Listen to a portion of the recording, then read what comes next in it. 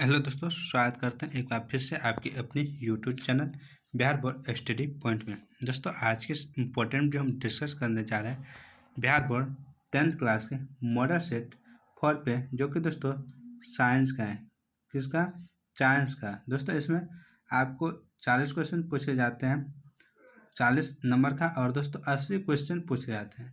यानी हर 2 क्वेश्चन पर एक क्वेश्चन के मतलब 2 क्वेश्चन रहेगा और 1 नंबर रहेगा। यानी कि 2 क्वेश्चन में से कोई आप एक बनाइए, 1 नंबर ले जाइए। यानी कुल आपको 40 प्रश्न बनाना है, उसमें से 40 नंबर आ जाएगा। तो इसलिए दोस्तों दुगुना क्वेश्चन है, आपको सिर्फ आधा नंबर ही चाहिए। तो उम्मीद करता हूँ आप इस वीडियो को देखिएगा तो इतना कर लीजिएगा। तो चलते हैं कि अपने समय को ध्यान में रखते हुए अपने टॉपिक और दोस्तों, और इस वीडियो का पहला क्वेश्चन यहाँ पे दोस्तों दिया हुआ है। कह रहा है दोस्तों कि ऐसे पदार्थ जिनसे होकर प्रकाश आसानी से पार कर जाता है कहे जाते हैं। ए पारदर्शी पदार्थ, बी अपारदर्शी पदार्थ, सी पारभासी पदार्थ और डी बटर पेपर। तो जो दोस्तों जिससे प्रकाश आसानी से पार कर जाता है दोस्तों, उसको पारदर्शी पदार्थ कहते हैं। इसका ऑप्शन ए बिल्कुल राइट आंसर है। दोस्तों, अपारदर्शी जिससे प्रकाश आसानी से पार नहीं करते या पार नहीं करते दोस्तों, इसको अपारदर्शी पदार्थ कहते हैं। पारभासी मतलब जैसे वाटर पेपर, पारभासी मतलब हल्का फुल्का कुछ दिखता हो दोस्तों, उसको पारभासी कहते हैं। छाया जैसे बनता है, और वाटर पेपर जो होता है दोस्तों, तेल लगा पेपर सब जो होता है, उसको वाटर पेपर कहते हैं। चलते हैं नेक्स्ट क्वेश्चन की ओर। नेक्स्ट क्वेश्चन यहाँ पे है, परावर्तन का कोण होता है। ए आपतन को किरण और दर्पण की सतह के बीच का कोण, बी आपतित किरण और दर्पण की सतह पर खींचे गए अविलंब के बीच का कोण, सी परावर्तित किरण और दर्पण की सतह के बीच का कोण, और डी परावर्तित किरण और दर्पण की सतह पर खींचे गए अविलंब के बीच का कोण।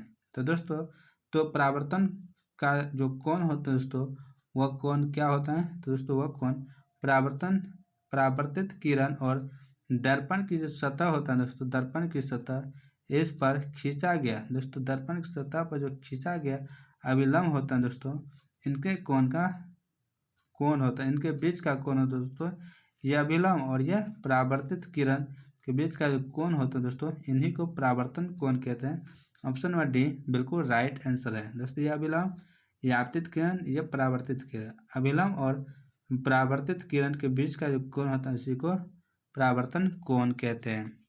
नेक्स्ट क्वेश्चन यहाँ पे दोस्तों दिया हुआ है, कह रहा है कि निम्नलिखित में किस दर्पण द्वारा किसी वस्तु का वास्तविक प्रतिबिंब मिल सकता है। ए समतल दर्पण द्वारा, बी अवतल दर्पण द्वारा, सी उत्तल दर्पण द्वारा, और डी इनमें से सभी के द्वारा।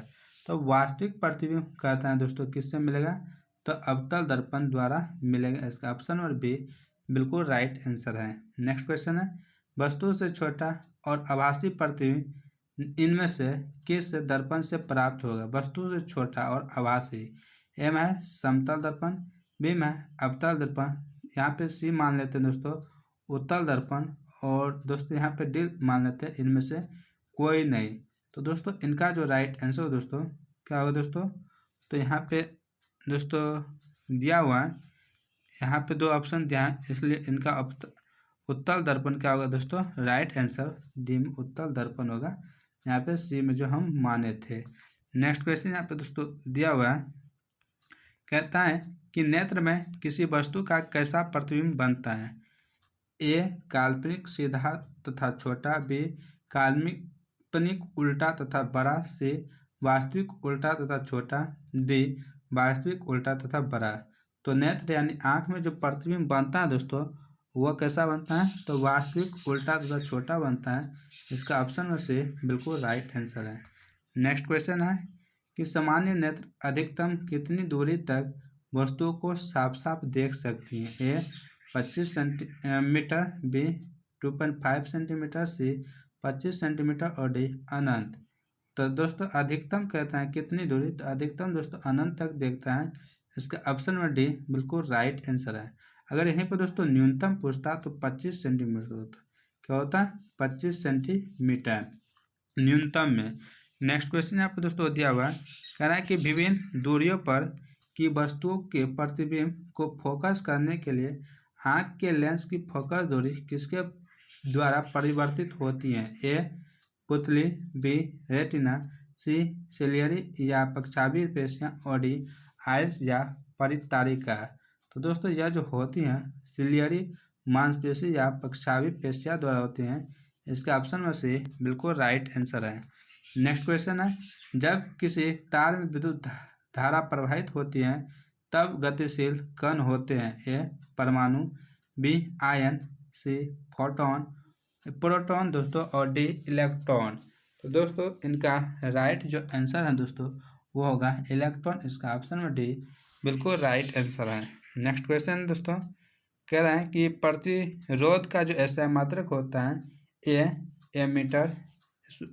दोस्तों यहाँ पे क्या कहता है एसआई मात्रक है? ए एम्पियर, बी ओम, सी अग और डी वोल्ट। वोल्ट में दोस्तों वोल्ट होना चाहिए या वाट होना चाहिए।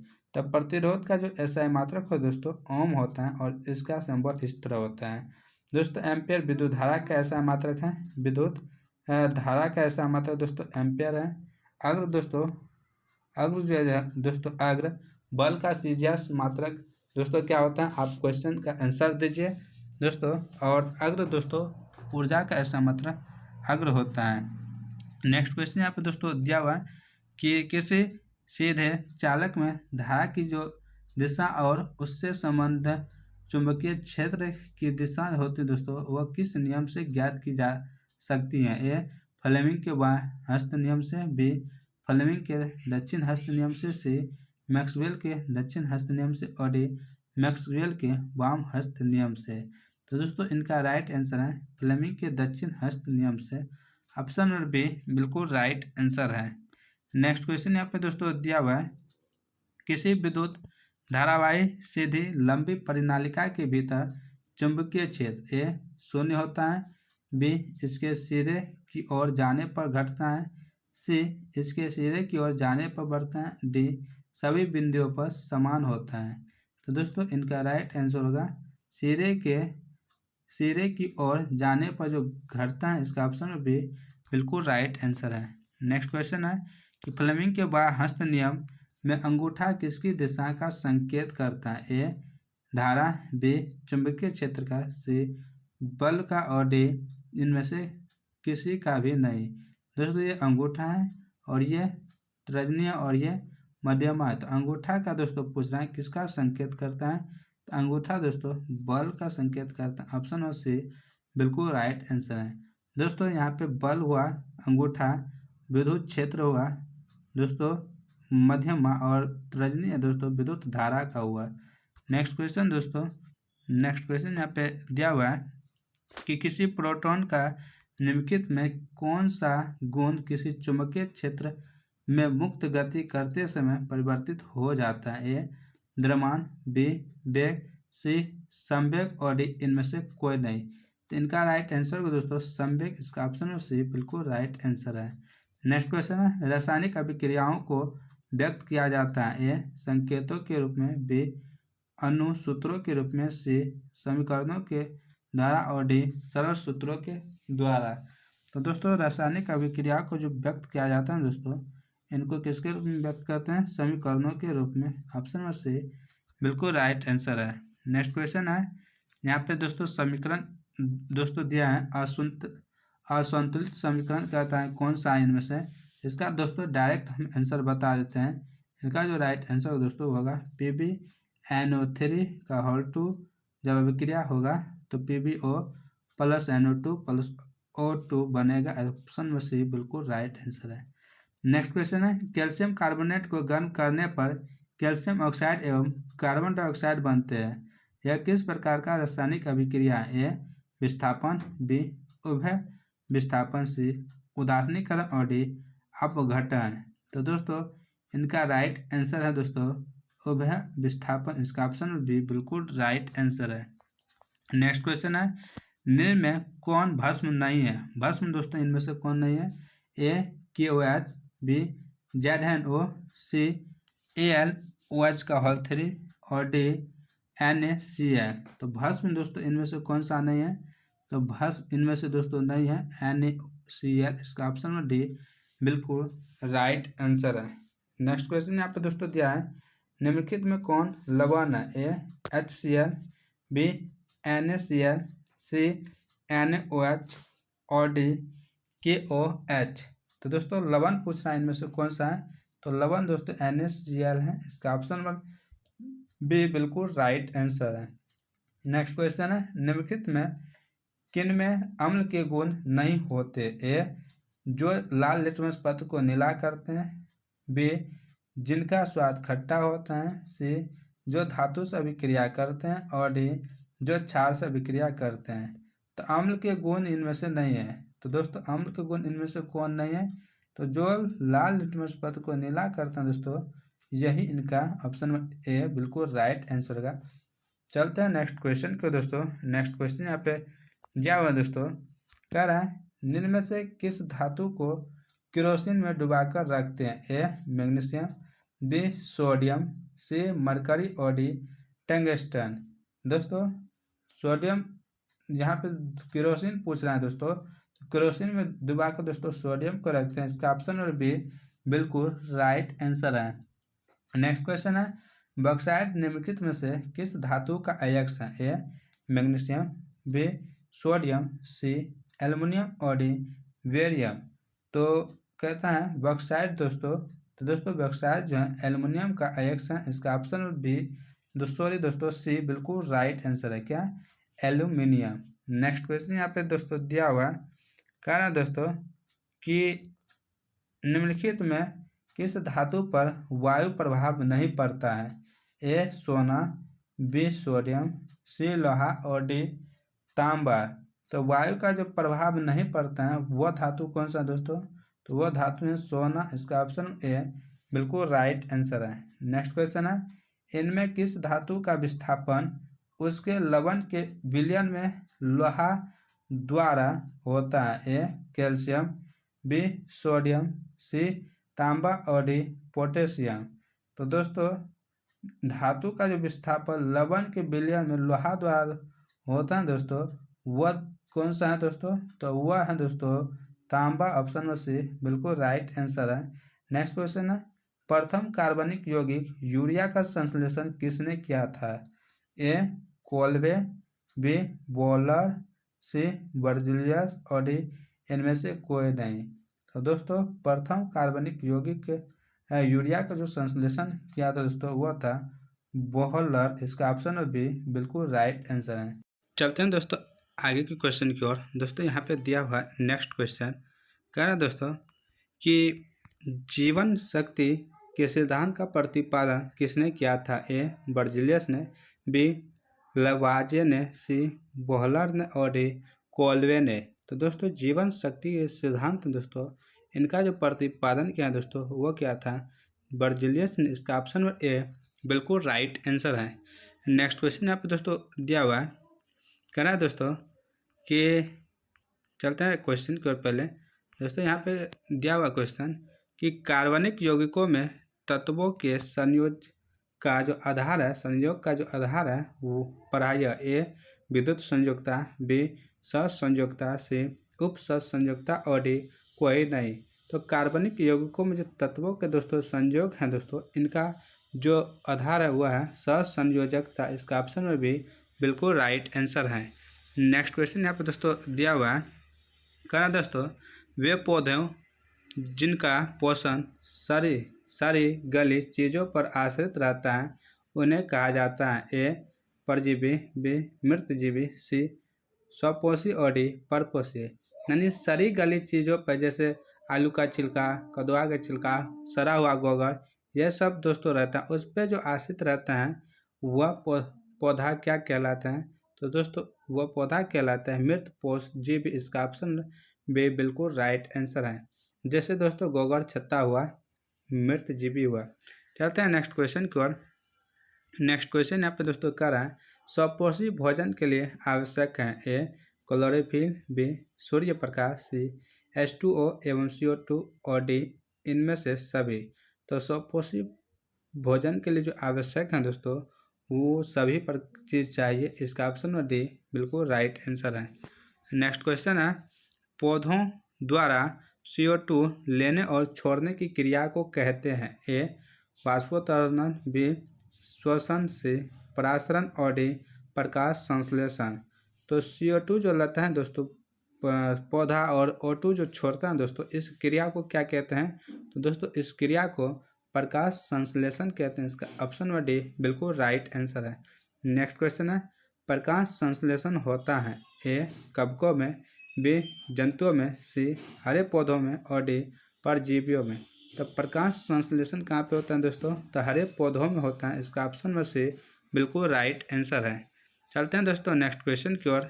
नेक्स्ट क्वेश्चन यहाँ पे दोस्तों दिया हुआ है, कह रहा है मनुष्य के ट्रेकिया में पाए जाते हैं ए उपास्थि के बने पूर्ण वलय, बी उपास्थि के बने अपूर्ण वलय, सी क्यूटिकल के बने पूर्ण वलय और डी क्यूटिकल के बने अपूर्ण वलय। तो ट्रेकिया, मनुष्य की जो ट्रेकिया में पाए जाते हैं दोस्तों, वो क्या पाया जाता है? तो पाया जाता है उपास्थि के बने अपूर्ण वलय। इसका ऑप्शन नंबर बी बिल्कुल राइट आंसर है। दोस्तों नेक्स्ट क्वेश्चन यहाँ पे दिया हुआ है, कह रहा है दोस्तों कि श्वसन की क्रिया में खाद्य पदार्थ क्या होता है? ए संश्लेषण, बी दहन, सी विघटन और डी परिवर्तन।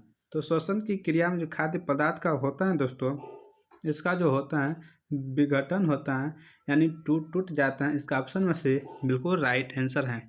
नेक्स्ट क्वेश्चन यहाँ पे दोस्तों दिया हुआ है कि हमारे शरीर में विभिन्न जैविक क्रियाओं का नियंत्रण होता है ए तंत्रिका द्वारा, बी रसायनों द्वारा, सी तंत्रिका एवं रसायनों दोनों के द्वारा और डी इनमें से कोई नहीं। तो दोस्तों इनका राइट आंसर है दोस्तों तंत्रिका एवं रसायनों दोनों के द्वारा। इसका ऑप्शन में से बिल्कुल राइट आंसर है। नेक्स्ट क्वेश्चन है, एब्सिसिक एसिड किस तरह का रसायन है? ए ऑक्सीजन की, बी जबरेलिन्स की तरह, सी साइटोकाइनिन की तरह और डी वृद्धि रोधक की तरह। तो दोस्तों एब्सिसिक एसिड जो है दोस्तों यह किस तरह की रसायन है? तो दोस्तों यह जो है यह वृद्धि रोधक हार्मोन है। इसका ऑप्शन में डी बिल्कुल राइट आंसर है। नेक्स्ट क्वेश्चन यहाँ पे दोस्तों दिया हुआ है, कह रहा है मेंडल ने मटर कुल के पौधे, कुल मतलब दोस्तों उसका वंश के पौधे यानी पाइसमस सेटिवम के कुल कितने जोड़े विकल्पी लक्षणों का अध्ययन किया? ए 2, बी 3, सी 5 और डी 7। तो दोस्तों उसने कुल 7 पे अध्ययन किया था। इसका ऑप्शन में डी बिल्कुल राइट आंसर है। नेक्स्ट क्वेश्चन है, किसी पारिस्थितिकी तंत्र में ऊर्जा को ग्रहण करने वाले होते हैं? ए उत्पादक, बी उपभोक्ता, सी अपघटनकर्ता और डी सूक्ष्म जीव। तो दोस्तों पारिस्थितिकी तंत्र में जो ऊर्जा को ग्रहण करने वाले होते हैं दोस्तों उनको कहते हैं उत्पादक। इसका ऑप्शन ए बिल्कुल राइट आंसर है। नेक्स्ट क्वेश्चन है, इनमें किसके द्वारा अमीबा भोजन का अंतःग्रहण करता है? यानी कि जो अमीबा है दोस्तों वह भोजन को अपने अंदर कैसे लेता है वो पूछ रहा है।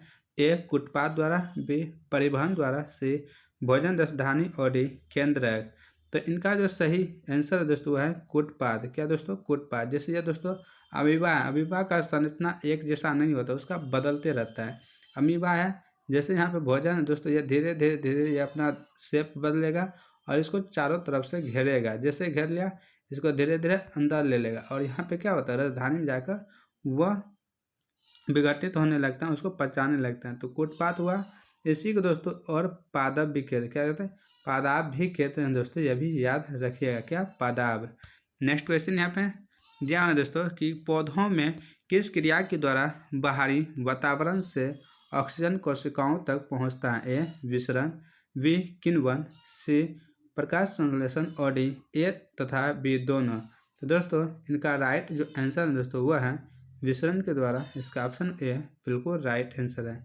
नेक्स्ट है, हार्मोन स्रावित होता है? ए अंतःस्राविक ग्रंथि से, बी वही स्राविक ग्रंथि से, सी नलिका ग्रंथि से और डी इनमें से कोई नहीं। तो हार्मोन जो स्रावित होता है दोस्तों यह कैसे होता है? तो दोस्तों यह अंतःस्रावित ग्रंथि से स्रावित होता है। इसका ऑप्शन में ए बिल्कुल राइट आंसर है। दोस्तों पिट्यूटरी ग्रंथि, एक्सटर्नल ग्रंथि, एंड्रिनल ग्रंथि, बहुत सारा ग्रंथि हैं तो दोस्तों वही पूछ रहा था। नेक्स्ट क्वेश्चन यहाँ पे दोस्तों दिया हुआ है, कहना है दोस्तों CFC का पूरा नाम बताएं।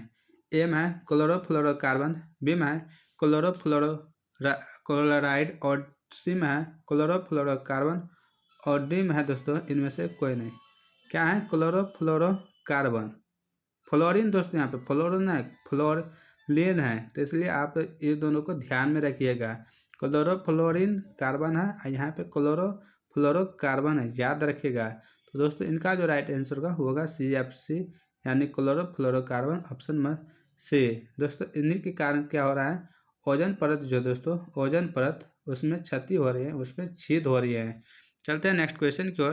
दोस्तों नेक्स्ट क्वेश्चन यहाँ पे दिया हुआ है कि निम्नलिखित में किसके द्वारा एक बिंदु स्रोत से समांतर किरण पुंज मिल सकता है।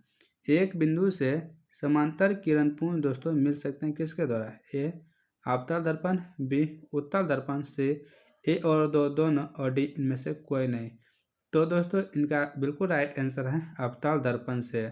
नेक्स्ट क्वेश्चन यहाँ पे दोस्तों दिया हुआ है, कहना है दोस्तों कि एक अवतल दर्पण में वस्तु की स्थिति फोकस और ध्रुव के बीच हो तो प्राप्त प्रतिबिंब होगा। ए वास्तविक और बड़ा, बी वास्तविक और छोटा, सी आभासी और बड़ा, डी आभासी और छोटा। तो अवतल दर्पण द्वारा जो बना प्रतिबिंब होता है दोस्तों उनमें कहते हैं फोकस और ध्रुव के बीच। जैसे दोस्तों ये अवतल दर्पण, क्या है अवतल दर्पण, ये दोस्तों यहाँ पे दोस्तों फोकस दूरी और ध्रुव यहाँ पे दोस्तों दिया हुआ है, क्या दोस्तों पोल। दोस्तों कहता है फोकस दूरी और ध्रुव के बीच में जब रखेंगे दोस्तों, ध्रुव के बीच में यहाँ पे फोकस दूरी यहाँ पे ध्रुव है, तो यहाँ पे जब रखेंगे हम प्रकाश डालेंगे तो कहता है यहाँ पे रखने के बाद क्या प्रतिबिंब कैसा बनेगा। तो दोस्तों यहाँ से जो हम रखेंगे तो इसका प्रतिबिंब यहीं पर बनेगा यहाँ पे दोस्तों। तो इनका राइट जो आंसर होगा दोस्तों क्या होगा, इनका राइट आंसर होगा आभासी और बड़ा बनेगा। इसका ऑप्शन नंबर बी बिल्कुल सॉरी दोस्तों सी बिल्कुल राइट आंसर है। दोस्तों आपको बता दें ये अवतल दर्पण हुआ, यहाँ पे अनंत पर वस्तु या प्रकाश अनंत से जाता है दोस्तों, कहाँ पे बनता है तो पोल के नीचे और फोकस दूरी के बीच में बनता है। जब यहाँ पे सेंटर पर रखते हैं तो सेंटर पर ही बनता है, और दोस्तों सेंटर और पोल के बीच में रखते हैं तो सेंटर और अनंत के बीच में बनता है। अगर पोल और ध्रुव के बीच में यानी पोल और फोकस दूरी के बीच में दोस्तों रखते हैं तो ये इधर ज़्यादा बनेगा यानी उल्टा हो जाता है। दोस्तों यहाँ पे इसका ऑप्शन नंबर सी बिल्कुल राइट आंसर है। नेक्स्ट क्वेश्चन यहाँ पे दोस्तों दिया हुआ है, कह रहा है कि लेंस लेंथ की जो फोकस दूरी कम हो जाने से कौन सा दृष्टि दोष होता है। ए निकट दृष्टि दोष, बी दूर दृष्टि दोष, सी जरा दृष्टता और डी इनमें से कोई नहीं। तो नेत्र लेंस की जो फोकस दूरी कम हो जाती है दोस्तों, एफ जो कम हो जाती है दोस्तों, तो इसके कम होने से कौन सा दोष उत्पन्न होता है यह पूछ रहा है दोस्तों। इनके कम होने से निकट दृष्टि दोष उत्पन्न होता है, इसका ऑप्शन ए बिल्कुल राइट आंसर है। नेक्स्ट क्वेश्चन है, कह रहे हैं कि किस दृष्टि दोष में किसी वस्तु का प्रतिबिंब रेटिना के पीछे बनता है। ए निकट दृष्टि दोष में, बी दूर दृष्टि दोष में, सी जरा दूर दृष्टता और डी इनमें से कोई नहीं। तो इनका राइट आंसर है दोस्तों दूर दृष्टि दोष में, ऑप्शन नंबर बी बिल्कुल राइट आंसर है। नेक्स्ट क्वेश्चन है, दूर दृष्टि दोष वाली आँख साफ साफ देख सकती है। ए दूर की वस्तु को, बी निकट की वस्तुओं को, सी केवल बड़ी वस्तुओं को और डी केवल छोटी वस्तुओं को। दूर दृष्टि जब दोष होता है दोस्तों इनमें हम किसको देख पाते हैं, इनमें हम दूर की वस्तु को देख पाते हैं लेकिन नज़दीक की वस्तु को नहीं देख पाते हैं। तो दोस्तों इसको हम दूर कैसे कर देंगे, तो इनको हम दोस्तों दूर करेंगे उत्तल लेंस से। किससे? उत्तल लेंस से। और निकट दृष्टि दोष को अवतल लेंस से दूर कर सकते हैं, याद रखिएगा दोस्तों। नेक्स्ट क्वेश्चन यहाँ पे दोस्तों दिया हुआ है कि विभवांतर मापने के लिए निम्नलिखित में किस युक्ति का उपयोग किया जाता है। ए एमीटर, बी गैल्वेमीटर, सी वोल्टमीटर और डी ओममीटर। तो विभवांतर मापने के लिए जिस यंत्र का प्रयोग करते हैं दोस्तों वह यंत्र है वोल्टमीटर। इसका ऑप्शन में सी बिल्कुल राइट आंसर है। दोस्तों नेक्स्ट क्वेश्चन यहाँ पे दिया हुआ है, कहना है दोस्तों कि किसी निश्चित समय में किसी निश्चित प्रतिरोध वाले चालक में उत्पन्न ऊष्मा धारा के समानुपाती होती हैं, बी वर्ग के समानुपाती होती हैं, सी व्युत्क्रमानुपाती होती हैं और डी वर्ग के व्युत्क्रमानुपाती होती हैं। तो दोस्तों इनका जो राइट आंसर है दोस्तों वह है वर्ग के समानुपाती होते हैं। ऑप्शन नंबर बी बिल्कुल राइट आंसर है। नेक्स्ट क्वेश्चन यहाँ पे दोस्तों दिया हुआ कहता है कि पश्चिम की ओर प्रक्षेपित कोई धनावेशित कण किसी चुंबकीय क्षेत्र द्वारा उत्तर की ओर विक्षेपित हो जाता है। तो चुंबकीय क्षेत्र की जो दिशा है क्या हो, ए दक्षिण की ओर, बी पूर्व की ओर, सी अधोमुखी और डी ऊपरी मुखी। तो दोस्तों इनका राइट आंसर जो दोस्तों वह है ऊपरी मुखी। ऑप्शन नंबर डी बिल्कुल राइट आंसर है। नेक्स्ट क्वेश्चन है वास्तव में विद्युत जनित्र ए विद्युत आवेश के किसी स्रोत का कार्य करता है, बी चुंबकीय ऊर्जा के स्रोत का कार्य करता है, सी विद्युत चुंबक की तरह कार्य करता है और डी ऊर्जा के परिवर्तक की तरह कार्य करता है। तो विद्युत जनित्र जो है दोस्तों ये किस तरह कार्य करता है, तो ऊर्जा के परिवर्तक की तरह कार्य करता है। ऑप्शन नंबर डी बिल्कुल राइट आंसर है। नेक्स्ट क्वेश्चन यहाँ पे दोस्तों दिया हुआ है, कह रहा है कि विद्युत धारा उत्पन्न करने की युक्ति को कहते हैं, ए जनित्र, बी गैल्वेनोमीटर, सी एमीटर और डी मीटर। तो विद्युत धारा की जो उत्पन्न करती हैं तो इस युक्ति को कहते हैं जनित्र। ऑप्शन ए बिल्कुल राइट आंसर है। नेक्स्ट क्वेश्चन यहाँ पर दोस्तों दिया हुआ है कि विद्युत चुंबकीय प्रेरण की परिघटना ए किसी वस्तु को आवेशित करने की प्रक्रिया है, बी किसी कुंडली में विद्युत धारा प्रवाहित होने के कारण चुंबकीय प्रेरण उत्पन्न करने की प्रक्रिया है, सी कुंडली तथा चुंबक के बीच अपेक्षित गति के कारण कुंडली में प्रेरित विद्युत धारा उत्पन्न करना है, और डी किसी विद्युत मोटर की कुंडली को घूर्णन कराने की युक्ति है या प्रक्रिया है। तो दोस्तों विद्युत चुंबकीय प्रेरण की जो घटना है दोस्तों यह एक प्रकार की कुंडली तथा चुंबक के बीच आपेक्षिक गति के कारण कुंडली में प्रेरित विद्युत धारा उत्पन्न करने की प्रक्रिया है, जिसकी ऑप्शन नंबर सी बिल्कुल राइट आंसर है। नेक्स्ट क्वेश्चन यहाँ पे दोस्तों दिया हुआ है, कह रहा है दोस्तों क्वेश्चन कि क्लोरोफिल और ऊर्जा क्लोरोफिल और सूर्य प्रकाश की उपस्थिति में पौधे वायु से कार्बन डाइऑक्साइड एवं पृथ्वी से जल ग्रहण करके अपना भोजन तैयार करते हैं।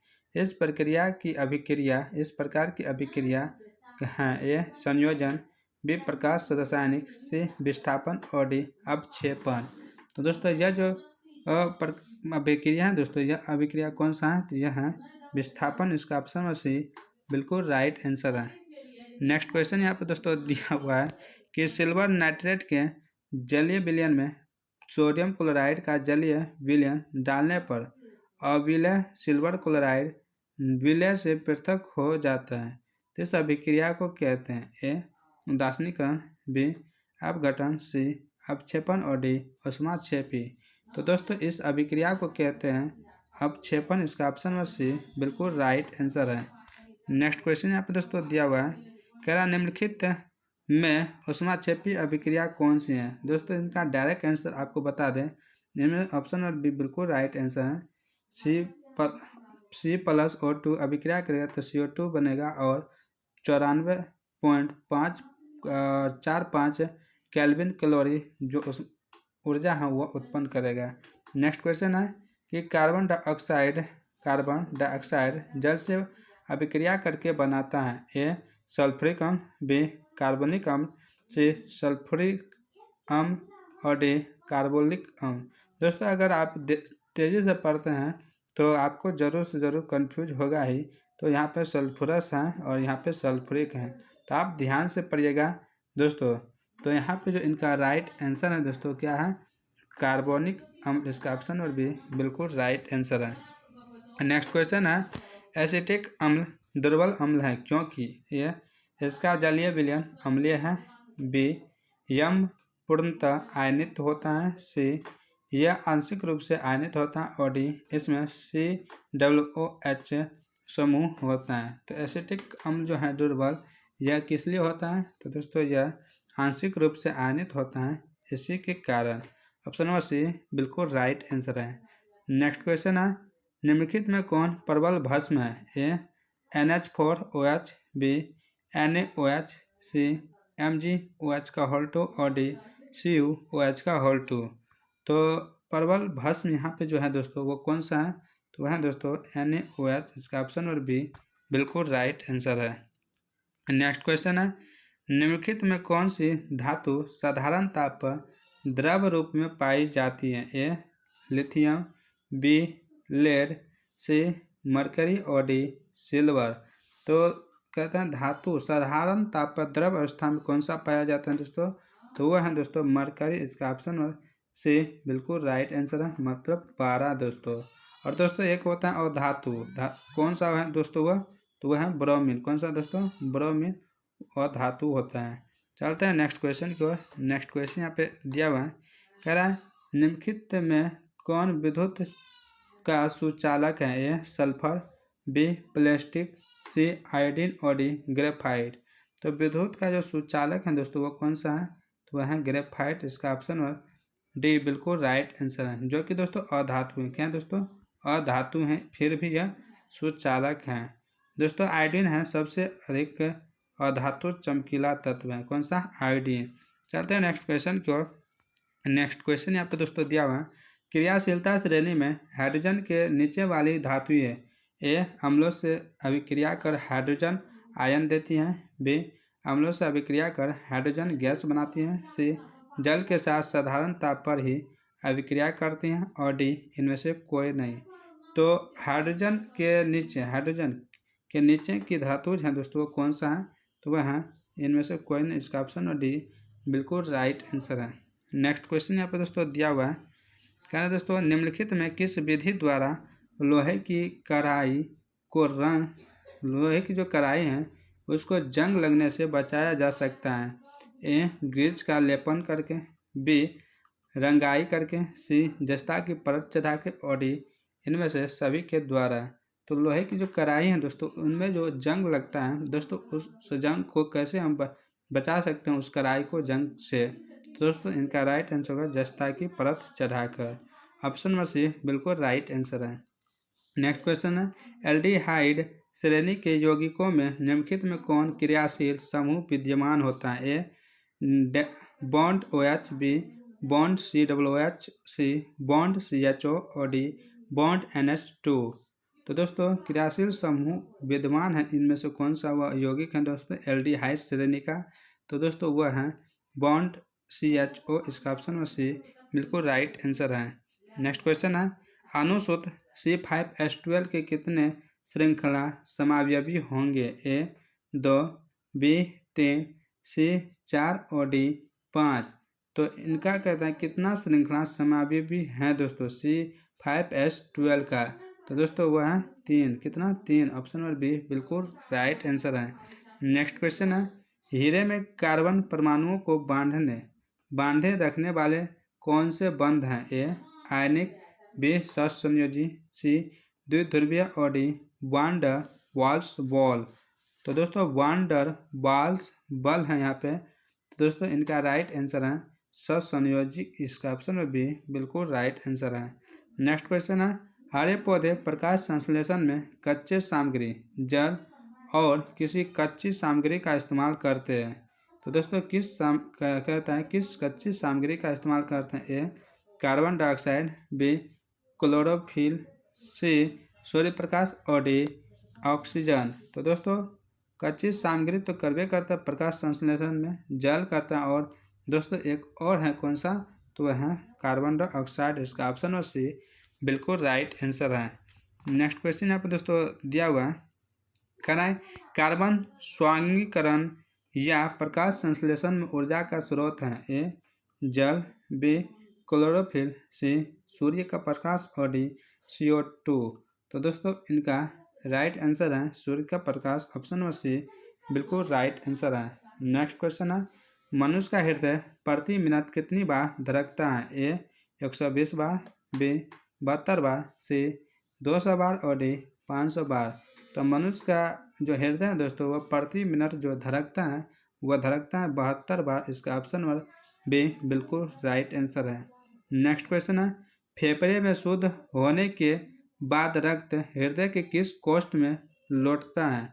यानी फेफड़ा में दोस्तों खून जो है दोस्तों रक्त वो शुद्ध होता है और वहाँ से कहाँ पे लौटता है, यहाँ पे जहाँ पे जाते हैं दोस्तों उस स्थान का नाम बताइए।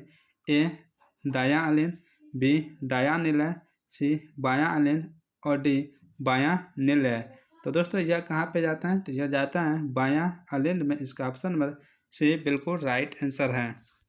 नेक्स्ट क्वेश्चन है, इनमें कौन फल पकाने के लिए प्रयुक्त होते हैं। A oxygen, B gibberellin, C ethylene और डी साइटोकाइनिन। फल को पकाने के लिए प्रयुक्त कौन सा है दोस्तों, तो एथिलीन है। इसका ऑप्शन नंबर सी बिल्कुल राइट आंसर है। नेक्स्ट क्वेश्चन है, मस्तिष्क का कौन सा भाग हृदय स्पंदन तथा श्वसन की गति को नियंत्रित करता है। ए सेरिबरम, बी मेडुला, सी सेरिबेलम और डी डाइनसेफलॉन। तो हृदय स्पंदन और श्वसन की जो गति है दोस्तों, इनको कौन नियंत्रित करता है, तो मेडुला करता है। इसका ऑप्शन नंबर बी बिल्कुल राइट आंसर है।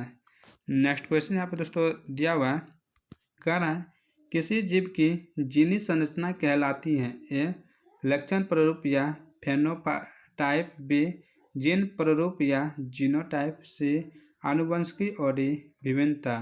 तो जीव की जो जीनी संरचना कहलाती है दोस्तों, वह कहलाती है जीन प्ररूप या जीनोटाइप। इसका ऑप्शन नंबर बी बिल्कुल राइट आंसर है। नेक्स्ट क्वेश्चन है, मेंडल ने अपने प्रयोग के लिए बगीचे में उगाए जाने वाले किस पौधे का चयन किया है। दोस्तों इनका डायरेक्ट आंसर हम बता देते हैं, नहीं तो वहाँ पे आपको 4 ऑप्शन दिया है वो भी दिखा देंगे। तो इनका राइट आंसर होगा दोस्तों मटर। किसका, मटर का प्रयोग किया था। तो यहाँ पे दोस्तों ऑप्शन भी आप देख लीजिए, ऑप्शन दिया है साधारण मटर, गुड़हल, गुलाब और शहतूत। तो क्या होगा, साधारण मटर, यानी कि ऑप्शन नंबर ए बिल्कुल राइट आंसर है। नेक्स्ट क्वेश्चन है, ओजोन परत की क्षति का मुख्य कारण क्या है। ए क्लोरोफ्लोरोकार्बन, बी कार्बन, सी कार्बन मोनोऑक्साइड और डी इनमें से कोई नहीं। तो ओजोन परत की जो क्षति का मुख्य कारण दोस्तों वह है CFC यानी क्लोरोफ्लोरोकार्बन। इसका ऑप्शन ए बिल्कुल राइट आंसर है। नेक्स्ट क्वेश्चन यहाँ पे दोस्तों दिया हुआ है कि अमृता देवी बिश्नोई पुरस्कार क्यों दिया जाता है। ए जीवन संरक्षण के क्षेत्र में उत्कृष्ट सेवा के लिए, बी उत्पादन के क्षेत्र में उत्कृष्ट सेवा के लिए, सी उपभोक्ता के क्षेत्र में उत्कृष्ट सेवा के लिए और डी इनमें से कोई नहीं। तो अमृता देवी बिश्नोई जो पुरस्कार दिया जाता है दोस्तों, यह पुरस्कार इसलिए दिया जाता है कि जीवन संरक्षण के क्षेत्र में लोग क्या करें, काम करें और उत्कृष्ट अच्छा से काम करें, उस सेवा करें, इसलिए इसका ऑप्शन ए बिल्कुल राइट आंसर है। नेक्स्ट क्वेश्चन है, ग्रहणी भाग हैं। ए मुखगुहा का, बी अमाशय का, सी छोटी आंत का और डी बड़ी आंत का। तो ग्रहणी जो भाग है दोस्तों, यह भाग छोटी आंत का है। इसका ऑप्शन नंबर सी बिल्कुल राइट आंसर है। नेक्स्ट क्वेश्चन यहाँ पर दोस्तों दिया हुआ है, कह रहा है वृक्क किस जैव प्रक्रम का हिस्सा है। ए उत्सर्जन, बी श्वसन, सी पोषण और डी परिवहन। तो वृक्क जो है दोस्तों, यह किस प्रकार का या जिस जैव प्रक्रम का जो हिस्सा है, तो दोस्तों वह कौन सा है, तो वह है दोस्तों उत्सर्जन का। इसका ऑप्शन ए बिल्कुल राइट आंसर है। नेक्स्ट क्वेश्चन है, मस्तिष्क में विभिन्न सूचनाएं किस रूप में संचित होती हैं। ए चेतना, बी उद्दीपन, सी आवेग और डी संवेदना। तो मस्तिष्क में जो सूचना दोस्तों एकत्रित होता है, संचित होता है दोस्तों, वह संचित होता है उद्दीपन के द्वारा। इसका ऑप्शन नंबर बी बिल्कुल राइट आंसर है। नेक्स्ट क्वेश्चन है और इस वीडियो का लास्ट क्वेश्चन है, चिपको आंदोलन का मुख्य उद्देश्य था। ए मिट्टी के अपरदन को रोकना, बी वन कटाई को रोकना, सी जल प्रदूषण को रोकना और डी बिजली उत्पादन। चिपको आंदोलन का जो मुख्य उद्देश्य था दोस्तों, का उद्देश्य था वन कटाई को रोकना। इसका ऑप्शन नंबर बी बिल्कुल राइट आंसर है। दोस्तों तो आज के वीडियो यहीं समाप्त होते हैं। यह मॉडल सेट आपको कैसा लगा आप कमेंट कर जरूर बताइएगा, और अगर अच्छा लगा और 2026 में आप एग्ज़ाम देना चाहते हैं तो आप इस चैनल को जरूर ज्वाइन कर लें। आपको बेहतरीन मॉडल सेट दिया जा रहा है, तो आप जरूर इस वीडियो को पूरा देखें। इसलिए बहुत बहुत धन्यवाद। मिलते हैं कल के नए मॉडल सेट के साथ। तब तक आप लोग मस्त रहें, अपने लक्ष्य के पीछे भागें, अपनी तैयारी बेहतरीन करें। जय हिंद, जय भारत।